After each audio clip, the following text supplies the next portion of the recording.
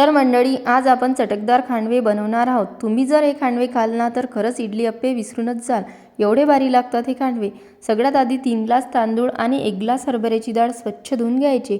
नंतर पाणी घालून 7 ते 8 तास भिजत घालायचे। तांदूळामध्ये 10 ते 12 मेथीदाणे पण टाकायचे। मेथीदाण्यामुळे छान टेस्ट येते, फर्मेंट पण छान होतो। 7 ते 8 तासांनी मिक्सरला तांदूळ आणि हरभऱ्याची डाळ बारीक करायची। मिश्रण थोडंसं जाडसरच बारीक करायचं आणि एका स्टीलच्या भांड्यामध्ये मिश्रण काढून छान मिक्स करायचे। हा डबा उबदार ठिकाणी ठेवायचा। मी कुकरच्या भांड्यामध्ये ठेवला आहे। तर बघा आपलं खांडव्यांचं मिश्रण किती छान फर्मेंट झालं आहे ते। आता एका गंजामध्ये जेवढं पाहिजे तेवढं मिश्रण घ्यायचं। नंतर कांदा, गोबी, टोमॅटो, शिमला मिरची, ढोबळी मिरची, सांबार छान बारीक कापून घ्यायचे। खांडव्यांच्या मिश्रणामध्ये थोडंसं ताक पण घालायचं, ताकाने छान टेस्ट येते।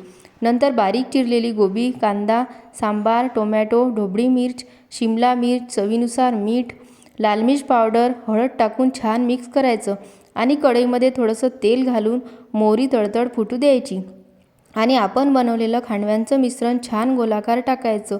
नंतर 3-4 मिनिटांनी खांडवे पलटून घ्यायचे आणि झाकण ठेवून परत 5 मिनिटं ठेवायचे। तर बघा आपले चटकदार खांडवे तयार आहेत आणि त्यासोबत मी बनवली आहे हरभऱ्याच्या डाळीची आंबट-गोड चटणी। सॉससोबत पण खूपच छान लागतात हे खांडवे।